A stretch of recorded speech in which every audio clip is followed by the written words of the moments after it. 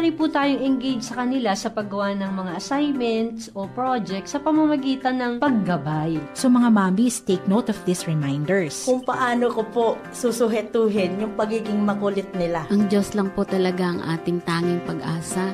Huwag po tayong gumive up. Ang programang inyong kaagapay sa paghubog ng mga pusong ina. Moms at Heart.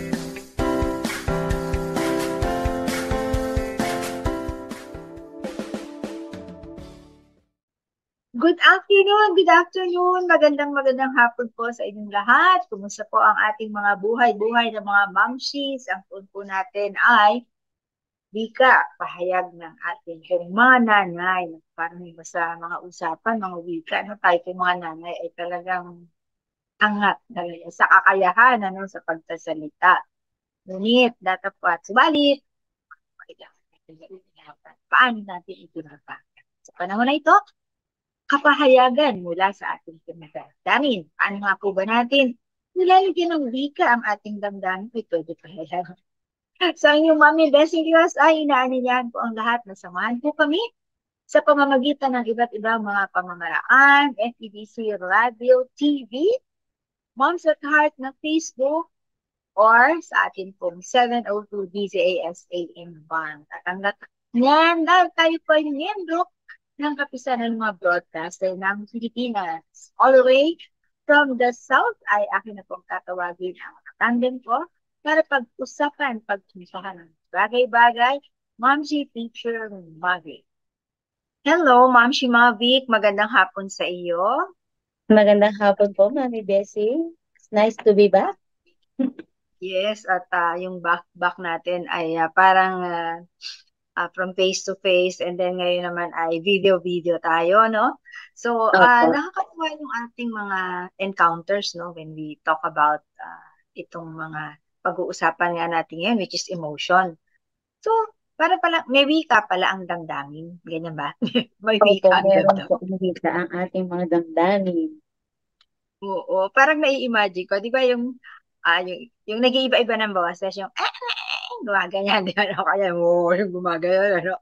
Parang, siguro ganun yata yung wika ng damdamin. Kasi yung damdamin ay nakatawid sa ating mga iba't ibang kaganapan sa paligid. Like, ang ibig kong sabihin, halimbawa, pag ako, no? Pagka meron akong kinakausap na bata, especially pag toddlers, automatic ba nag-iiba yung tone ko?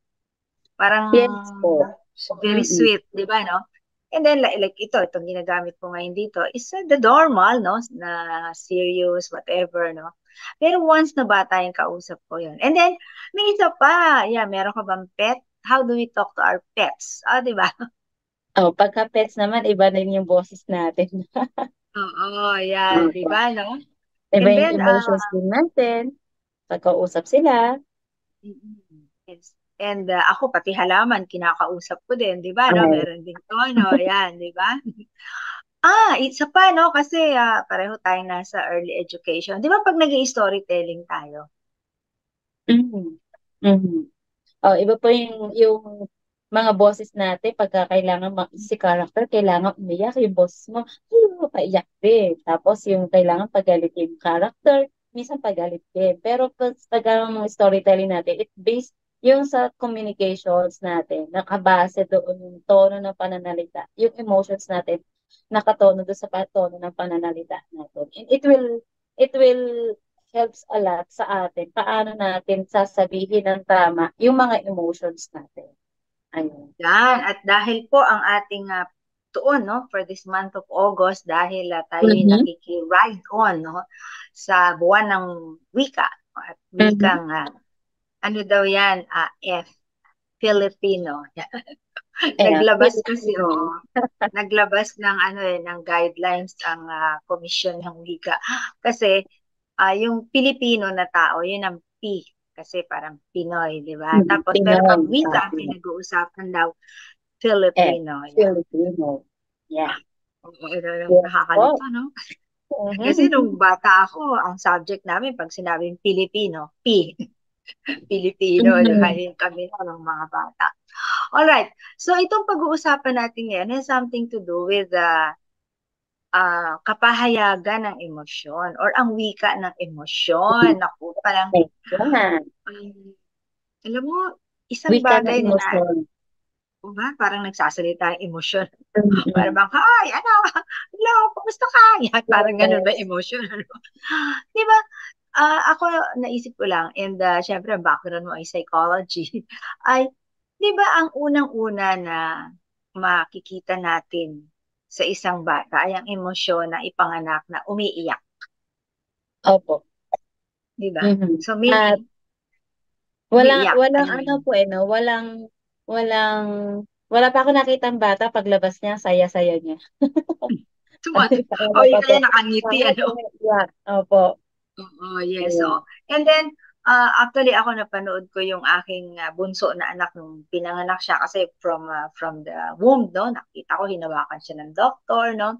And then, nilagay sa aking tummy.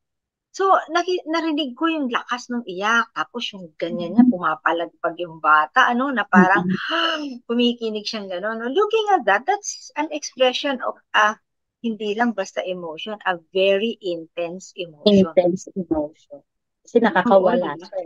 Ando sa ano. Nakakawala siya. Nakakawala siya. Sikip na sikip siya. Doon parang naiba yung Yes. environment. So, yung response ng katawan niya, naiba.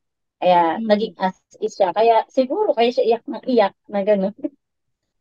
Yun yung naiba Not yung only nga yung umiiyak siya, kasi nagtatremble talaga siya. Tapos, siya, yung galaw ng galaw, no? Yung legs niya, no? Tsaka yung kamay, yung arms niya, no? Gumagalaw. So, from that adult point of view, parang tinitingnan ko siya.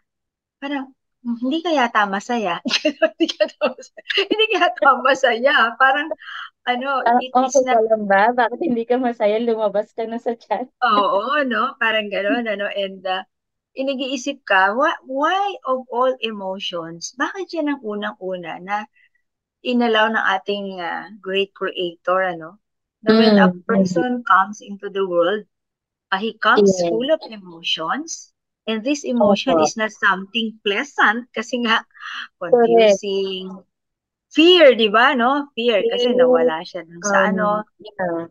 Fear po, ayun po talaga, fear, and then, pwede rin, confused, no? Kasi parang, maliwanag eh. Maliwanag. Like, nasa delivery room, syempre, ang liwa-liwanag ng mga lights doon, lalaki ng ilaw, And then, iba yung pakiramdam niya. And then, lamig, di ba? Aircon. So, a lot of all this. Napaka-ironic po, no? Kasi aircon mo. Oo, naisip mo ba yan? Aircon, kasi ikaw, mas bagong panganak eh. Opo. Ayaw po ng mga pagbagong panganak, di ba? Ayaw nila sa malalamig. Pero napaka-ironic pagka nasa ospital na pag nanganganak, ang lamig-lamig pa rin ng minsan pagka tawag dito, nililinisin na siya, ang lamig pa ng tubig. Pero Yes, po natin. Oo. Yan. So, ng mga mamshies, no? Na ang isa po na sana ay ating pag-isip-isipan kung hindi pa po tayo nanganganak. We're calling the new mothers and the mothers to be, Alam mo, napakaganda yung emotion na makita mo yung batang lumalabas. Kasi of course, siyempre, pag cesarean, wala, naka-ano ka lang, di ba? Tipsy o tulog, no? Yung tinatawag nila ngayon na yung painless, di ba? Yung parang paglabas mo, nandiyan na, paggising mo, nandiyan na si baby. So, parang sayang, no? Kasi ako na-compare ko sa panganay, tulog ako eh. Kasi parang syempre panganay, mahirap manganak. Although ito mahirap din talaga manganak. But I made a decision. Gusto ko siyang makita. Gusto ko siyang makita. Panganak na, kaya wala akong anesthesia. Talagang parang akala mo, nandoon ako sa, alam mo yung normal situation pag nanganganak. Yung from the province, di ba, yung nasa bahay, gano'n. I was in the hospital, pero nag-usap kami ng OB-GYN na walang ilalagay na kahit anong anesthesia. Titiisin lahat. Kaya, talaga. titiisin lahat. Kasi I wanted to see, how the baby comes out, and then ano yung kanyang unang behavior. And yun nga, nakita ko na gano'n. Okay. Yung mga mamshies, talking about that, ay gusto namin ni Mamshi Mavic na bigyan ng paliwanag at idiin ang isang katotohanan na emotion is something given right from birth. Di ba? Yes po. Right from birth, emotion is already there. And meron tayo ngayon, no, dati IQ, pero ngayon meron tayong EQ. EQ. Or Ang dami na pong Q ngayon. EQ. Meron ng AQ, adversity quotient. Parang may pa yung latest adversity quotient. Oo, madami na po, We are talking about the EQ naman. Oo, yan. So, yun daw po pala ngayong emotion ay kasama na sa uri ng atin pong intelligence. Yan. Yes. Oo, kasi emotional intelligence, no? Pero, very, very simple. Bigyan mo nga ng paliwanag to, Madam Psychologist. Ano ba ang definition ng emotional intelligence? Ano ba yan? Ano po ito? Ang emotional intelligence, ito po yung how you're going to handle your own emotions. And also, how are you going to, based on your own emotions, how are you going to respond the emotions of others? How are you going to handle those emotions naman? Example po, merong mga emotions sa paligid mo na hindi mo gusto or hindi tanggap ng emotions mo. And kung mataas ang EQ mo, you know how to handle those emotions na hindi mo tanggap, pero ma-handle mo in a nice way. Na kahit ayaw mo sa pakiramdam, pero kaya mong i-handle yung response i-response mo dun sa mga negative emotions sa paligid mo. Kasi nga, mataas yung EQ na tinatawag. Kapag mataas yung EQ mo, you can handle different kinds of emotions na nasa paligid mo, na hindi ka naaapektuhan yung emotions. That's yes, it po. Isa pa na gusto ko rin bigyan ng kaliwanagan ay yung salitang intelligence. No? Pag sinabi natin intelligence ay nagpapahiwatig ito ng kakayahan. No? Kakayahan. Na tinutukoy natin ngayon ay emotional intelligence. So ano yung kakayahan na tinutukoy sa isang tao na intelihente sa emosyon? Ay una, kilala niya yung emotion niya. So kilapis niya yung emotion niya. At dahil kilapis yung emotion na, alam din niyang kumilapis ng emotion ng iba. Ng iba. Diba yung sa ibang tao, diba? Napakaganda nun kasi may para kang twin, diba? Kasi kung ikaw ay emotionally intelligent, you know yourself. Ngayon, from yourself, lalabas ka to others, diba? So, dahil ikaw ay emotionally intelligent, kaya mo siya ngayong balansuhin. I-handle, yes. At nais ko rin idiin, kasi meron po kasi tayo pagkakataon na, ako kilala ko yung sarili ko. O ikaw ganito ka rin. Dapat pareho tayo, ha? So, hindi ito gano'n. Opo, hindi po ito yung kailangan tanggapin mo ko kasi ganito ako. So, hindi po ibig sabihin na gano'n kaalam mo yung intelligence mo. Mataas na yung emotional intelligence mo sa ganong level. So, may mga iba pong way o iba pong what you call that, iba pong pagkakakilala sa ating emotions na ma-manage po natin, na hindi natin isisiksik sa ibang tao na kailangan tanggapin mo ko kasi ito yung emotion ko, ito yung ganito ako. So, hindi po yun. So, meron po tayo dong mga kailangan baguhin. So, you have to change about it. Na, okay, ganyan yung emotions mo, pero kailangan may mabago para parehas kayo na as is kayo sa emotions yung dalawa. Sa yes, mga oo. At saka mga mamshis, ang isa pa po na dapat din nating maunawaan when it comes to emotion. At ito, bibigyan natin ng pagkakahiwalay, no? Kasi sa English, feelings, emotion. Yan, maliwanag, no? Iba yung feelings, iba emotion. So, siguro, or baka ang pinakamalapit sa atin ay, ang feelings natin ay ang pakiramdam.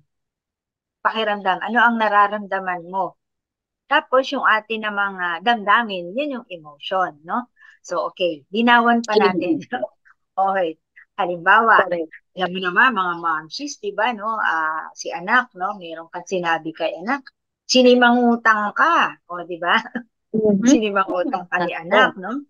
Sa halip na makinig ng maayos at makita mong tinatanggap yung sinasabi, sinimangutang ka at dinagdagan pa ng alam mo na, nagdabog. Yan. So, yun. Sabog. So, ano ang iyong damdamin, which is the feeling? Siyempre, na-offend ka, di ba? Mhm, mhm, mhm. Okay. Na-offend ka ngayon. Yun ang iyong nararamdaman. Ang nararamdaman mo parang ano ka, yung disrespect ba yung authority mo, di ba, no? Parang hindi ka binigyan ng galang, no?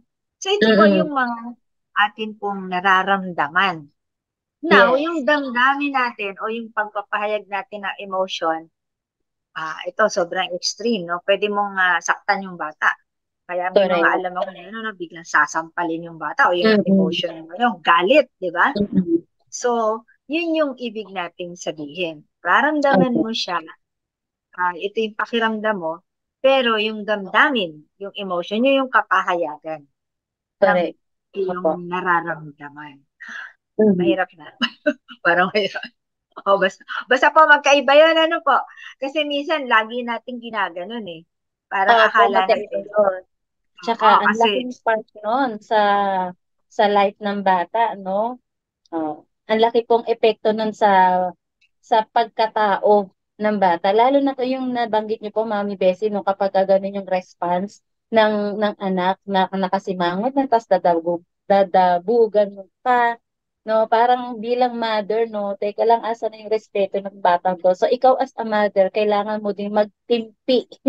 Kailangan mo obserbahan yung emotions mo na teka lang, ano i-response ko dito.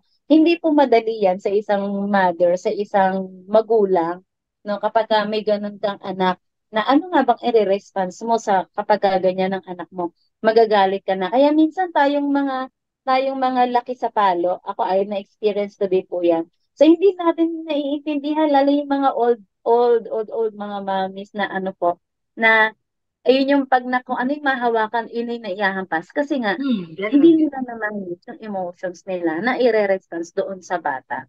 Kaya may mga bata o may mga anak na sasabihin nila na laki sila sa palo. Kasi yun na yung lagi nang nare-response sa kanila. Na which is Yes. sadly na hindi natin hindi natutunan ng mga ibang mga mother. Oo, Or tsaka wala parents. pa kasi, nun wala pang na-discover na EQ at tsaka wala pa tayong tinatawag na Mm. child abuse na batas. Yes Di ba? po. Okay. Opo. So, ano po ang halaga nitong ating pinag-uusapan at bakit ang sabi natin ay wika ng damdamin? Dahil Mhm. ang wika po, gaya ng ating pong pagsasalita, ay nagpapahayag po ito ng isang mensahe.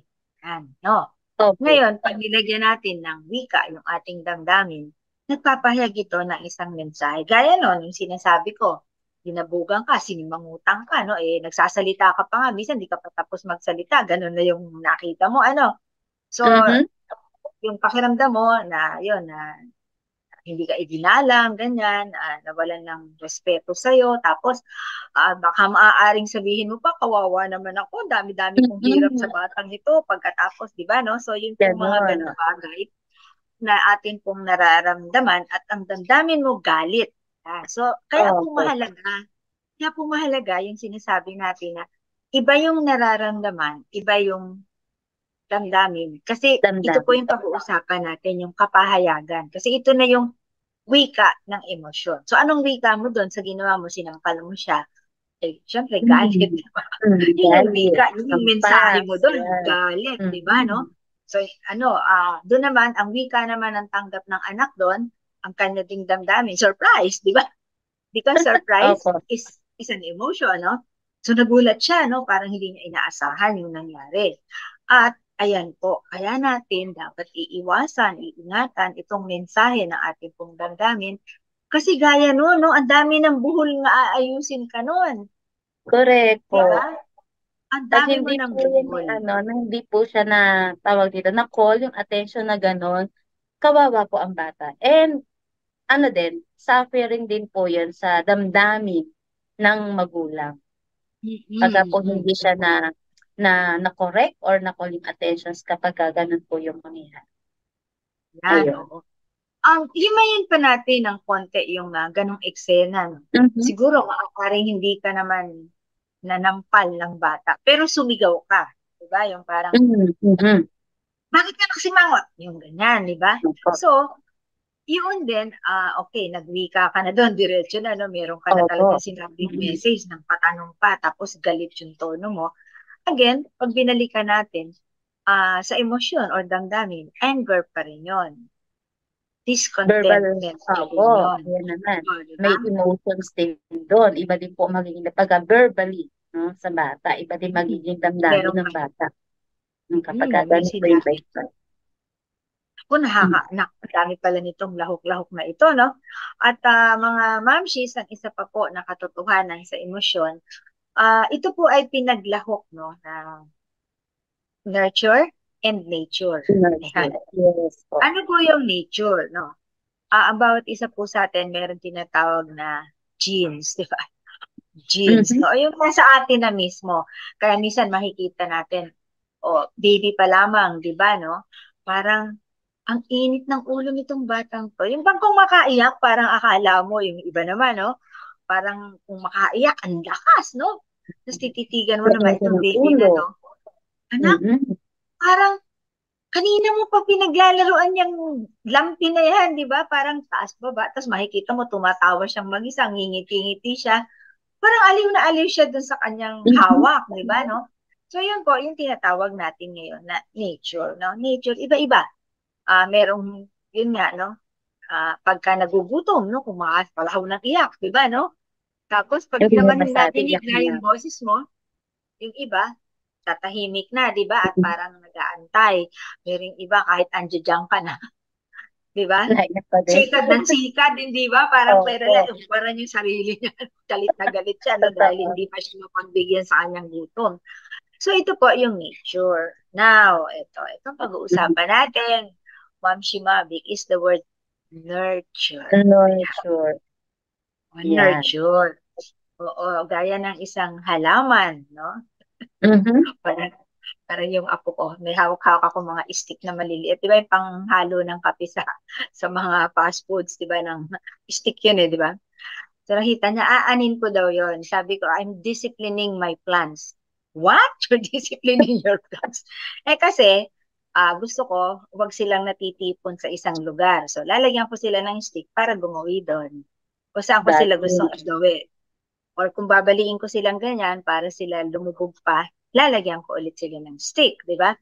Sabi niya, oh, is that so? So you discipline the plants through those sticks. Sabi niya gano'n. Yes. So, yun po ang nurture. Yun po yung nurture, no?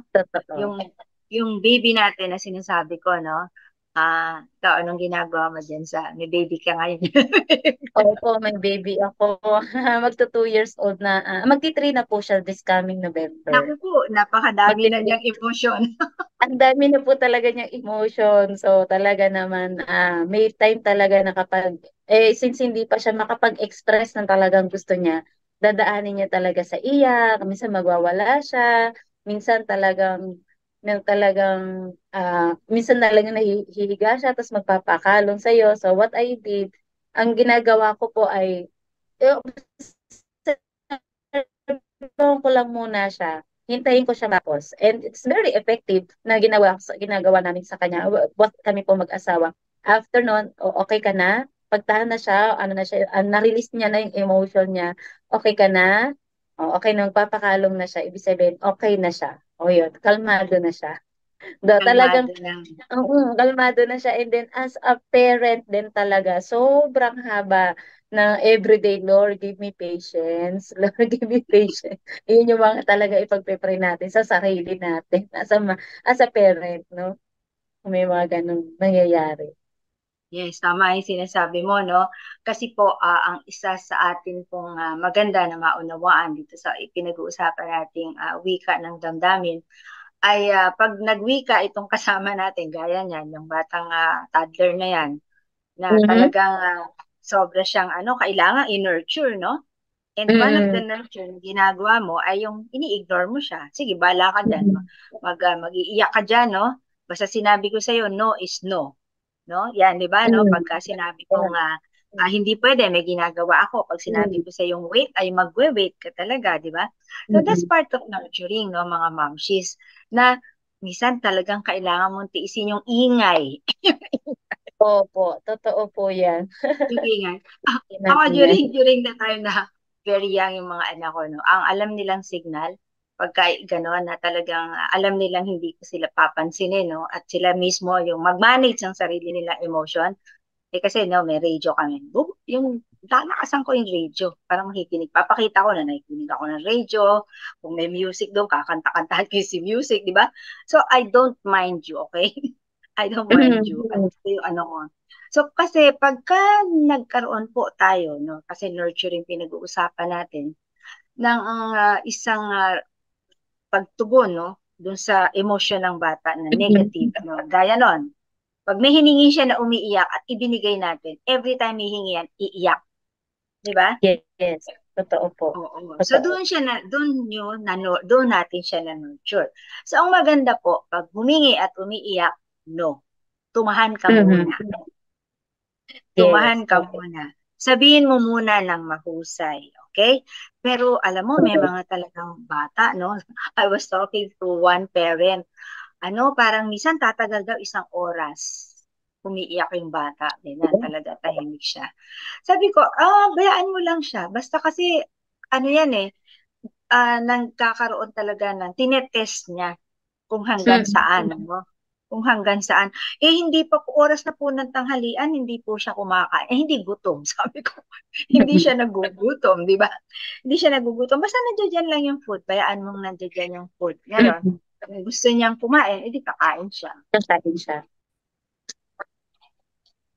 Kaya mga mamsis, napakahirap po talaga ng ating lulugaran, ano? Saan ba tayo talaga lulugar? Ayan. Pero, para naman medyo mabalanse, Teacher Mavic, ang ating pag-uusapan dahil talaga iba emotion, ano?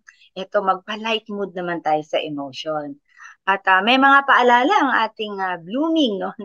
Na feature host, si Arla, patungkol sa mga gadgets. Kasi isa pa rin po ito, no? Na minsan ay trigger sa ating emotion, yung mga gadgets. Okay? So, Arla, ano bang pahatid balita mo sa ating blooming moms?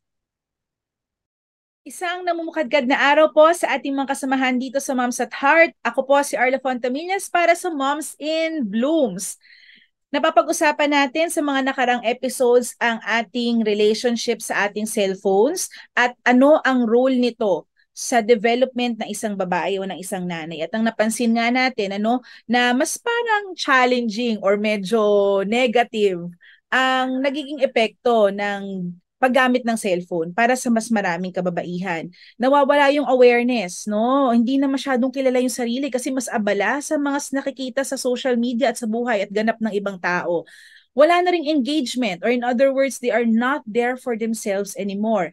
At sinabi ko naman na hindi ko naman sasabihin sa inyo na itapon nyo na yung mga cellphones ninyo kasi we live in a world wherein the cellphone is part of our daily lives. So, instead, I have been sharing to you practical ways para magamit natin ang cellphone sa ating personal development. Banggit ko, pwede siyang gamitin sa exercise, pwede rin siyang gamitin para makadevelop tayo ng healthy sleeping habits. At ngayon naman, ang i-discuss ko ay para makapag-maintain or makapag-strengthen ng friendships. Yes, cellphones have proven to be a very important tool in maintaining social relationships. Napatunayan yan, no, during the COVID-19 pandemic lockdowns. Sino dito ang nakasurvive sa mga Zoom calls, mga video calls, video conferences, no? Gamit natin ang ating mga cellphones. Ang issue ko lang talaga ay kadalasan we do not take initiative. Siyempre, no, pagka ikaw ay bagong nanay o kaya naman for a long time you've been focusing on your children and being a mother, nakatutok na tayo sa bahay natin. So, nagiging parang yun na yung mundo natin. At madalas ko narinig yan, yung parang, naku, parang mababaliw na ako kasi ang kausap ko itong 2 bata. Wala na ako ibang kausap kundi sila lang. Pagod na ako. O, diba? But, it's interesting that instead of taking initiative to contact a friend, yun nga, mag-scroll lang ulit mindlessly ang isang nanay during her free time. Okay? So, how can you use cellphones to foster relationships and friendships, no? Una, kailangan mag-take ka ng initiative. Say hi. no? Gamitin natin yung ating mga group chats, yung mga social media apps natin, Messenger, kung ano man yan, para makapag-hello sa ating mga kaibigan. Yung pag-share lang ng meme, nako, malaking ano na bagay na yun, makapag-reach out lang, tatawa lang kayo saglit, ganyan, no? Tapos konting discussion. Tapos mag-initiate ka rin na mag-discuss ng mga, or mag-organize. Siyempre, ang reklamo sa akin ay, nako, wala kaming oras, walang magbabantay sa mga anak ko. And that's the point. Because of cellphone and technology, we're now able to get in touch with our friends without leaving our homes. Pwede nating hawak yung mga anak natin, di ba? Naiintindihan naman yun kahit away na tayo from the screen. Pero nakakausap pa rin natin yung ating mga kaibigan. At saka pangalawa, no? At related ito sa susunod natin na episode, find ways on developing yourself para hindi lang puro pagpapalit ng diaper, issue natin sa bahay, ang napapag-usapan, no? Also develop yourself. There's still a lot of part of you that you can share in the friendship na aside from just being a mom or being a wife or being a house manager. Okay? So, develop natin yung sarili natin. At balikan natin, pwede naman yung mga memories natin nung high school, no? Memories natin nung tayo ay wala pang anak at we're part of the corporate world, no? Pag-usapan natin yung mga ganon. Aside from taking initiative, we can also develop ourselves na mag-alam ng mga bagay-bagay sa paligid natin para meron tayong napapag-usapan. Okay? Because in any blooming process, it's very important that we also foster healthy friendships and relationships. So tara, makipagchismisa na tayo, Esther. Mamukadkad na tayo. Ako po si Arla Fontamillas para sa Moms in Blooms.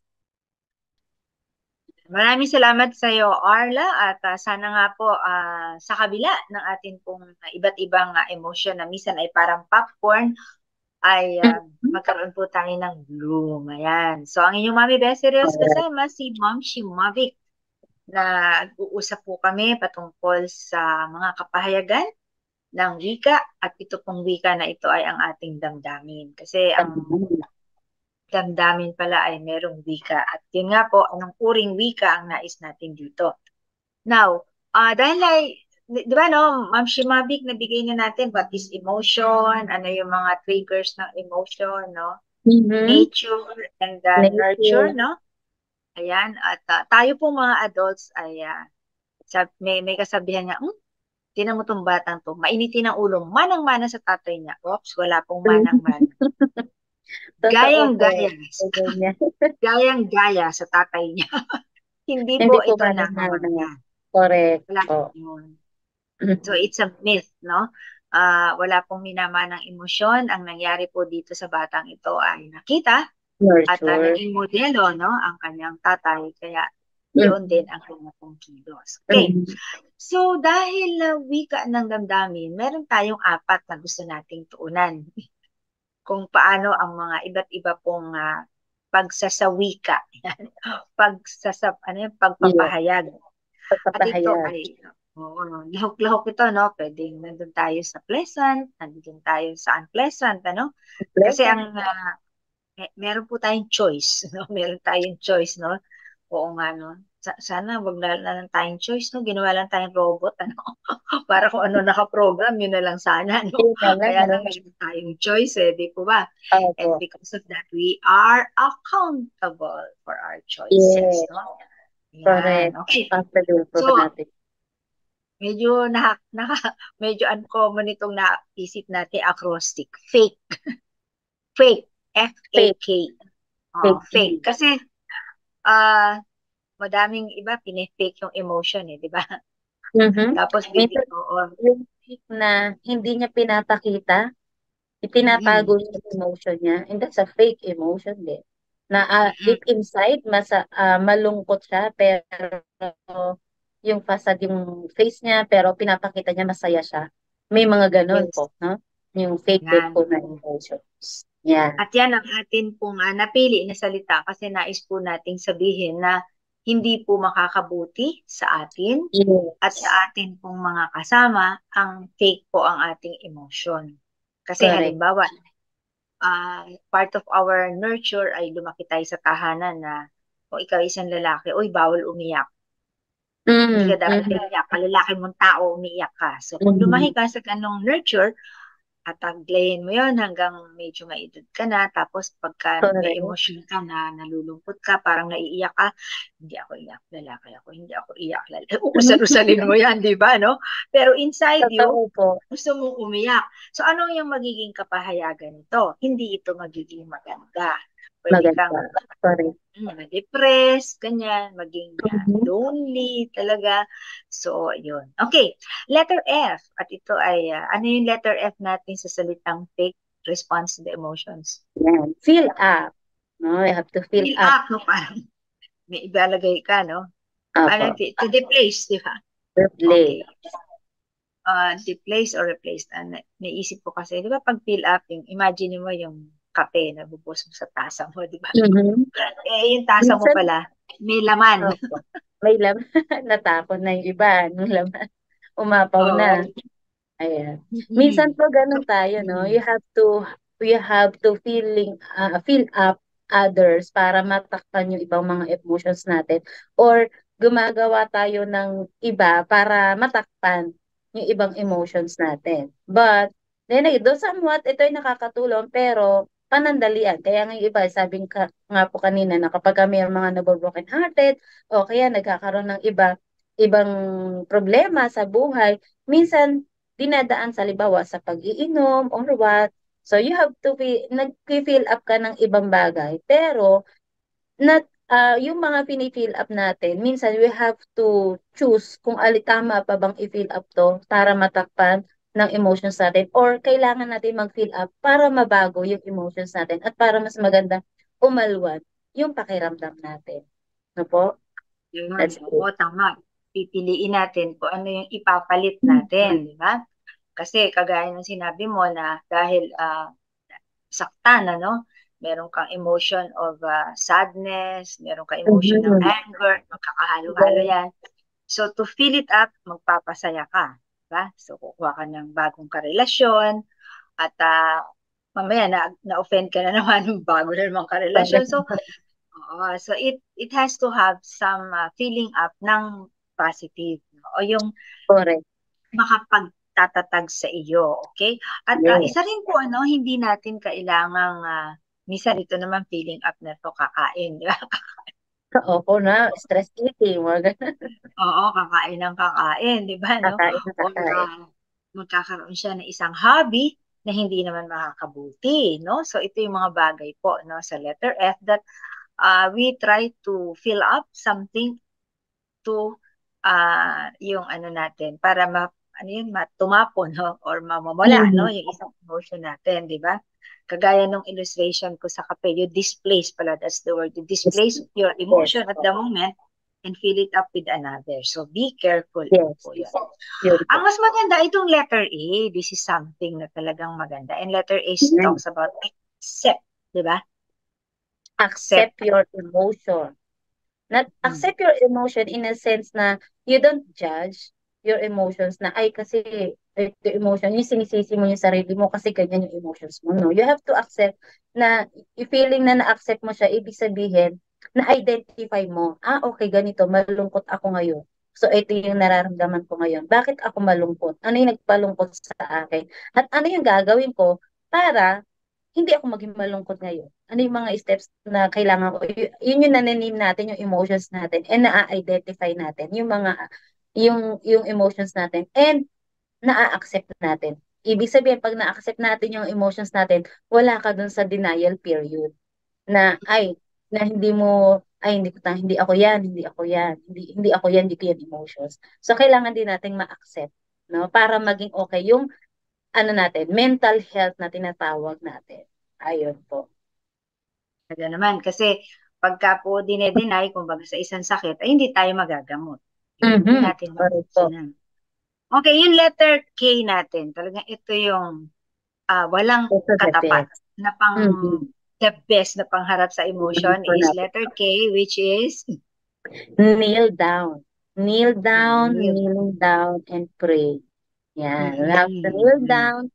Ano yung emotions mo? Kasi minsan wala tayong masabihan ng mga emotions natin, no? Minsan tinatago natin sa even to our relatives or sa mga malalapit natin. But if we kneel down, doon mo na ibuhos yung emotions mo, ano yung nararamdaman mo. Sabihin mo kay God kung ano yung nararamdaman mo. It will relieve, it will fill you up. Sabi nga, ito yung mas ano mo, i-feel mo sa'yo, yun you have to pray and pray and pray para lalo maging magaan, mawala yung pakiramdam mo na negative emotions sa sarili mo. At alam mo, pag nagawa mo ng kneeling down, para ka nabunutan ng tinik, no? Kahit sa mga simple emotions mo na gagawin mo. So, this is very important, yung kneeling down. Okay. Looking the Yes, face. oo. Ayan. So, mamaya bago magtapos ang ating programa, ay magkakaroon po tayo ng pagtatapos sa panalangin at prayer tips. Okay. Naalala ko lang ang Book of Psalms, si David ay punong-puno ng emosyon. Grabe Yes. ang emosyon ng buhos doon. Kaya very real po ang emosyon. Nilagay po yan. Hindi para po sa magpa-problema tayo, kung hindi para tayo tumatag. At ganun din, mga emotions kasi yan po yung kailangan nating ma-manage because it will affect our relationships. Ayan. Yes. And fake. Siyempre, letter E. Aba, hindi po pwedeng pakuya-kuya-kuy lang. Ano yung letter E natin? Dapat effort. May effort kang umakta, gumawa. O ano yung dapat na gawin mo sa emotions mo. Effort and be ready sa mga emotions na kinakaharap natin ngayon. No, kailangan nating I believe na ibinigay ng God yung emotions na yan sa atin kasi kaya natin. Hindi yan ibibigay ni Lord kapag hindi natin kaya. We will conquer on it kasi alam ni Lord, alam din ni God kung hanggang saan yung strength mo, hanggang saan yung kakayanan mo na at ibibigay ni Lord na hanggang sa makakaya mo. So ano man yung emotions, negative or positive emotions yan, we have to exert an effort na gumawa, maging handa, at ano yung mga kaparaanan na dapat natin gawin. So hindi naman pwede nating effortless tayo na, ayoko na gumawa kasi eto ako eh. Yan na ikaw eh. Excuse naman yun. Yes, excuse naman po yun. So, but what are you going to correct po? Ano naman yung gagawin mo para naman maging okay ka at maging okay din yung nasa paligid? Ayun, effort. Napakaganda niyan ha. Mukhang ang tuwid niyan ay magbigay ka na ng ating parting words which is star, makningning, something to always remember. Ano yung iiwan mo sa ating mga viewers and listeners? Ma'am Shimavik. Yan. Imparting words po. So, number 1 po, I have 2 verses po. Kanina, mayroon akong binabasa na, which is, when I read this about emotions po natin, totoo na ang mind natin, ang control sa mga emotions natin. Ano yung feel in natin sa mind natin. And the Lord says to Romans 12:1 and 2, we have to renew our mind. So, kailangan natin, so that we can be transformed, para maibsan yung ating mga emotions. Kailangan natin ma-transform by the word of God, by our God, by the grace of God. And this is by the renewing of our mind. Renewing of our mind, which is only si God lang talaga yung makakapag-renew ng ating mind. And lastly po, yung nabanggit po natin kanina, yung tungkol sa baby, we're gonna face trouble. Baby pa lang, nag-face na siya ng trouble. Pero ang sabi sa John 16:33, sabi po dito, I have told you these things so that in me, you may have peace. So, the Lord will give us more peace. In this world, dito sa mundong to, sabi ni God, you will have trouble. So, ano yung trouble na yun? So, pagkapanganak pa lang natin, umiyak na kaagad tayo. Parang sa bata, no, trouble na kaagad. Yung parang trouble na kaagad siya sa environment and everything. But, take heart. Yun ang sabi ni God. But, take heart, I have overcome the world. So, wala tayong ibang pagpupuntahan. Ano mga emotions natin? Yun ang ating ibibigay sa Panginoon. So, the peace that the Lord will passes all understanding. Ayan, Mami. Maraming salamat sa iyo, Ma'am Shi, Teacher Mavi. At salamat sa iyong time. At sana nga po mga Ma'am Shis ay nakapulot sa amin pong usapan. Bye, Ma'am Shi Mavi. Thank you po, Mami Bessie. Salamat po sa mga nakikinig sa atin ngayon all the way from the New Zealand. May mga nakikinig po sa atin dyan sa New Zealand na aking asawa, ang aking mga kamag-anak dyan, and also sa mga kaibigan namin, sa mga kagrupo po namin sa World Harvest. Yan, marami po salamat sa mga pastors ng World Harvest. Mabuhay po kayong lahat. Happy listening po. And tapos na naman po ang ating paghuhuntahan dito sa ating programang Moms at Heart. At tayo nga po ay tumuon sa mga bagay-bagay na may kinalaman sa emosyon. Ano po ba ang wika ng ating pong damdamin? Yan. At tayo po hindi magtatapos nang wala po ang ating dagdag sa mga ating pong pangpatibok sa pusnina mula sa ating Mami Weng de Rosario para sa kanyang heartbeat portion. Magandang hapon po muli sa ating lahat. Mamuhay kayo ayon sa salita ng Diyos. Kung ito'y pinapakinggan lamang ninyo, ngunit hindi isinasagawa, dinadaya ninyo ang inyong sarili. Santiago, Kabanata 1, talatang 22. Ang koneksyon ba natin sa Diyos ay naipapamuhay natin? Ang mga salitang naririnig sa atin ng mga bata ay nakikita ba sa ating mga gawa? Kamusta po ang mga payo o pangako natin sa kanila? Na isa sa katuparan ba ang mga ito? Kung minsan, kapag nasa magandang mood tayo, marami nating naipapangako. At kapag nagkamali sila, ang pangakong ito'y naipapako na. Sinasabi po sa Proverbs 25 verse 14, ang taong puro pangako lamang ay parang ulap at hanging walang dalang ulan. Marinig nawa ng mga bata ang mga ganitong wika mula sa atin. Anak, naniniwala ako sa iyo na kaya mo yan. Don't give up, anak. Huwag kang matakot na magkamali. You can learn more from your mistakes. Alam mo, anak, mahal kita. Masaya ako kapag kasama kita. Salamat, napapangiti mo ako. Sorry, anak, tumaas ang boses ko sa iyo kanina. Sorry, anak. Di ko natupad ang ipinangako ko sa iyo, babawi ako. Mararamdaman lang po ng mga bata ang ating wika kapag ito ay ating naisasagawa. Mahalagang tandaan po natin mga mamshi ang katagang walk the talk. Halina't iparamdam na po natin sa mga bata ang ating wika. Naway patuloy na magkaroon ng maayos na tibok ang pusong ina para sa ating Panginoon. Mami Weng po para sa Heartbeats.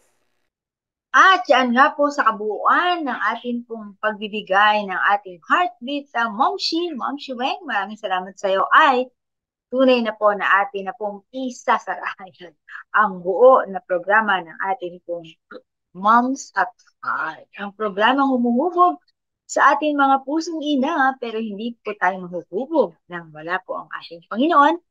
Kaya po aking nais na imbitahin ang dalawang miyembro po ng ating Praying Moms at Heart at sana nga po ay sumali po kayo dito sa ating gawain ng ito. Ito po ay kakambal na programa ng ating Moms at Heart. Wala po sa lugar ng, yan, pareho itong Taguig and Pateros, si Momshi Nancy Cueto at si Momshi Light Payawan sa ating pong pagtatapos sa panalangin at sa ating pong prayer tips. Magandang hapon po sa lahat. Prayer is communion with God. Here are some of prayer tips taken from 1 Thessalonians chapter 5 verse 16 to 18. Number 1, cheer. Rejoice always. Ikagalak lagi ang pakikipag-usap kay Lord. Number 2, confess our sin before Him. Kahit Kristiyano na tayo, nagkakasala pa rin. So dapat ating hingi ng patawad ito kay Lord araw-araw. Number 3, pray continually. Let us seek God and grow in intimacy with Him. Sa lahat ng ating ginagawa, let's give all glory to Him. And number 4, give thanks in all circumstances. Sa anumang sitwasyon meron tayo sa ating buhay, palaging bukang bibig natin ay ang pasalamatan. Pusong may pasasalamat sa Kanya ang laging sasambitin. For this is God's will for us in Christ Jesus. Maraming salamat po. Sa Diyos ang lahat ng papuri. Tayo po'y magwakas sa isang panalangin. Ama naming Diyos na mapagmahal at dakila, lubos po akong nagpapasalamat sa hapong ito at may panibagong kaalaman na napanood at napakinggan ang mga mamshis na nakikinig. Salamat po sa patuloy na pagbibigay ng karunungan at kalakasan kay Mami Bessie at sa mga tao na ginagamit mo sa programang ito. Naway, patuloy mo ring samahan, tulungan at bigyan din ng katalinuhan at karunungan ang mga magulang sa pagpapalaki ng mga anak. Ang katuruan na nagmumula sa iyo, Panginoon. Lahat po ng aral na amin napakinggan, naway ito po ay maisagawa namin sa aming pang-araw-araw na pamumuhay. Ito po ang aking dalangin sa mataas na papuri at karangalan ay sa iyo lamang, Panginoong Hesukristo. Amen. Maraming salamat sa inyong dalawa, Ma'am Leia and Ma'am Nancy, sa pagtatapos ng ating panalangin at ganoon din naman sa prayer tips. At sa lahat po ng ating nakasama, si Ma'am Mavi na akin pong nakaalalay sa paghihimay-himay. Ano nga po ba ang ating bikat ng damdamin? At si Ma'am Weng at si Ara para sa ating blooming portion ng ating mga nanay. Ito po ang inyong Mami Besaries. Nagpapasalamat sa inyong lahat na nag-view o di kaya naman po ay baka nakinig dito po sa ating programa na inyo pong na-access over FEBC, Radio TV at ganoon din naman po sa Moms at Heart. Or yun nga po sabi ko, very simple, nanood lamang po. Nakinig, nanood dyan. 702 DCAS AM1. At yan dahil tayo po ay miyembro ng kapisanan ng mga broadcaster ng Pilipinas. Muli po aking iniiwan ang ganda, masigla at lagi sanang punong-puno ng pagpapala ang ating pong mga